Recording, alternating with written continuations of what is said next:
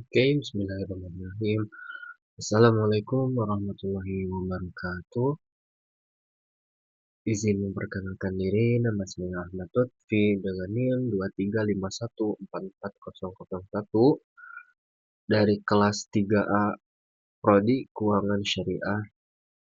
Di sini saya akan membahas tentang bagaimana cara mengolah data di SPSS untuk uji data lebih dari dua kelompok dengan asumsi data normal namun tidak homogen.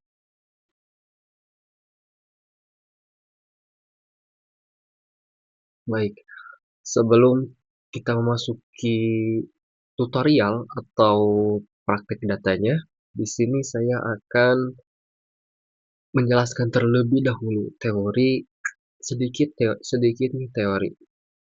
Sebelum masuk ke tahap praktikum, ANOVA atau Analysis of Variance merupakan uji statistik yang digunakan untuk menguji apakah terdapat perbedaan rata-rata antara tiga kelompok atau lebih.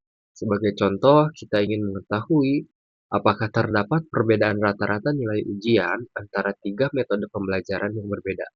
Dalam uji ANOVA, terdapat dua asumsi utama yang perlu dipenuhi, yaitu yang pertama, data harus terdistribusi normal, dan yang kedua, data harus bersifat homogen. Nah, apabila kedua asumsi tersebut terpenuhi, kita dapat menggunakan one-way ANOVA biasa. Untuk uji post hoc-nya biasanya menggunakan 2K. Nah, namun dalam praktik penelitian, seringkali ditemukan kondisi di mana varians atau kelompok itu tidak homogen. Contohnya ada kelompok dengan nilai yang sangat bervariasi, sementara kelompok lain memiliki nilai yang lebih seragam. Jika kita tetap menggunakan ANOVA standar pada kondisi tersebut, hasilnya bisa kurang akurat karena uji ANOVA sensitif terhadap perbedaan varians. Untuk mengatasi hal tersebut, kita dapat menggunakan Welch ANOVA. Welch ANOVA ini adalah modifikasi dari ANOVA yang dirancang untuk kondisi varians antar kelompok tidak sama. Metode ini menyesuaikan perhitungan nilai F dan derajat kebebasan, sehingga hasil pengujian tetap valid, walaupun asumsi homogenitas tidak terpenuhi. Dengan demikian, Welch ANOVA dianggap lebih tahan terhadap pelanggaran asumsi tersebut. Asumsi di mana data itu tidak homogen. Setelah mendapatkan hasil dari Welch ANOVA dan ternyata terdapat perbedaan yang signifikan antar kelompok, angka selanjutnya adalah melakukan uji lanjut atau post hoc test. Untuk post hoc test yang disarankan, kita menggunakan James Howell. Nah, di sini juga saya akan menggunakan uh, uji post hoc test James Howell. James Howell post hoc test ini digunakan ketika jumlah kelompok lebih dari 2, varians antar kelompok tidak homogen, dan ukuran sampel tiap kelompok berbeda. Uji ini pun akan membandingkan setiap pasangan kelompok dan menunjukkan apakah perbedaannya signifikan atau tidak. Nah, untuk kesimpulannya, yaitu jika data normal dan varians datanya itu homogen, kita dapat menggunakan one-way ANOVA dengan uji post hoc test 2K. Namun, jika data normal tetapi varian tidak homogen, kita gunakan Welch ANOVA plus uji post hoc test James Howell. Nah, sorry, oke. Jika adapun kondisi yang ketiga, yaitu jika data ini tidak normal dan lebih dari 3 kelompok, maka kita dapat menggunakan Kruskal-Wallis sebagai alternatif non-parametrik yang kemudian dapat diuji satu persatu dengan menggunakan uji Mann-Whitney. Nah, di sini kita akan fokus untuk melakukan eh, Welch ANOVA dengan uji post hoc test James Howell. Nah, baik di sini saya memiliki data. Saya Ini tuh data mengenai N-gain score, yang dimana N-gain score itu adalah hasil dari uji metode, post-test dan pre-test. Selisihnya itu disebut N-gain score. Nah, di sini ada bentuk dalam persenannya. Dalam persenan selisihnya. Oke. Yang pertama kita buka SPSS-nya terlebih dahulu. Kemudian datanya kita masukkan. Kita copy saja langsung semuanya. Oke.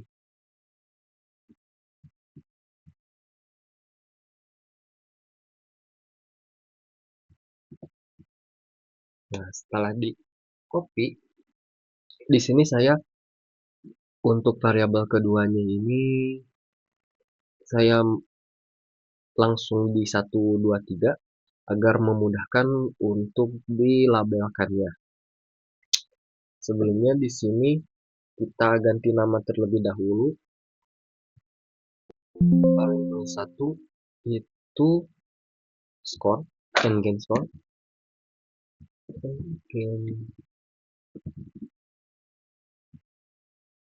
N-gain persen aja. Oke.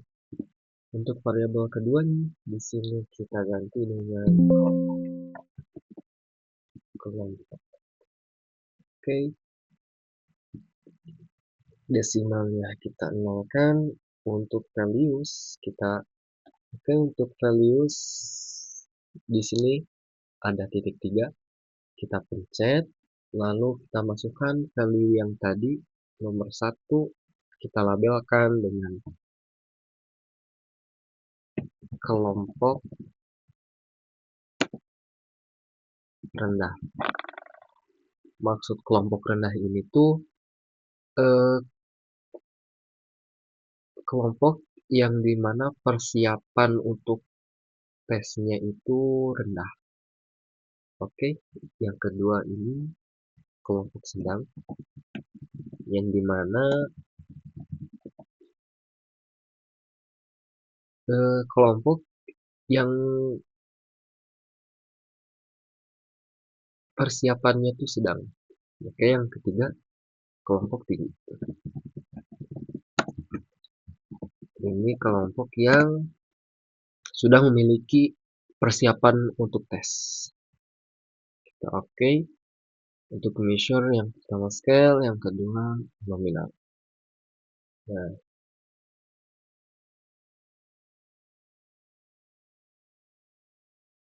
oke, kita kembali ke data view. Nah, yang pertama kita lakukan adalah uji normalitas. Bagaimana caranya? Kita ke analyze, kemudian descriptive statistik, kemudian explore. Di sini ada tabel.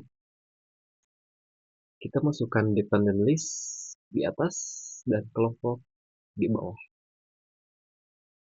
Oke, kita ke plots, kemudian normality, lalu continue, dan oke. Oke, kita tunggu hasilnya. Nah, di sini sudah ada hasilnya. Kita ke bawah, kita ke tabel test of normality. Di sini teman-teman bisa lihat bahwa nilai signifikan Kolmogorov-Smirnov itu lebih besar dari 0,05, yang dimana data ini terdistribusi secara normal. Dan Shapiro-Wilk-nya pun nilai signifikan seluruh kelompok itu lebih dari 0,05, yang dimana artinya data ini terdistribusi normal. Kemudian setelah dilakukannya uji normalitas, kita akan menguji apakah data ini homogen atau tidak. Caranya kita kembali ke sini, kemudian analyze, compare means, kita ke one way ANOVA. Klik, kita masukkan lagi departemen di atas, lalu kelompok di bawah. Nah, untuk selanjutnya kita klik options dan akan keluar tabel seperti ini. Kita checklist yang homogeneity of variance test. Ininya 0,95, kita seperti itu saja. Oke, continue. Kita langsung oke. Nah, di sini kita dapat melihat bahwa nilai signifikan dari base out rata-rata dari kelompok itu sebesar 0,046, yang dimana artinya data ini tidak homogen, bahwa masih terdapat kelompok yang tidak selaras atau yang tidak sama. Karena data ini tidak homogen, maka kita melanjutkan dengan tes Welch ANOVA dan menggunakan metode atau uji post hoc test James-Howell. Caranya kita kembali ke sini, kemudian klik analyze, compare means, one way ANOVA yang tadi ya. Untuk ininya kita samakan seperti yang tadi. Kita kembali ke options, yang homogeneity kita unchecklist, kemudian kita checklist yang Welch test. Kemudian continue, kita masuk ke post hoc. Nah, di sini kita menceklis yang James-Howell di bagian equal variance non-assumed. Nah, kita checklist yang James-Howell-nya saja, oke. Untuk ininya kita samakan saja seperti ini. Untuk besaran alpha-nya, kemudian continue. Kemudian kita klik OK. Nah, sudah ada. Karena di sini data kita tuh tidak homogen, maka yang dipakai adalah tabel robust test of equality of means, bukan yang ANOVA. Nah, di sini kita dapat melihat di tabel ini nilai signifikannya tuh lebih kecil dari 0,05, yang dimana data ini tidak homogen secara signifikan. Kemudian di sini ada post hoc test. Kita lihat di tabel post hoc test. Di sini ada tabel multiple comparisons, ada kelompok I dan kelompok J, yang dimana kelompok ini tuh menunjukkan selisih rata-rata nilai antar dua kelompok. Terus ada kolom signifikan yang menunjukkan nilai signifikansi dengan asumsi jika nilai signifikansi lebih kecil dari 0,05, artinya terdapat perbedaan yang signifikan antar kelompok. Lalu di sini ada confidence interval 95%, yang jika interval tidak mencakup 0, berarti ada beda signifikan. Oke. Di sini kita lihat bahwa nilai signifikan di kolom signifikan.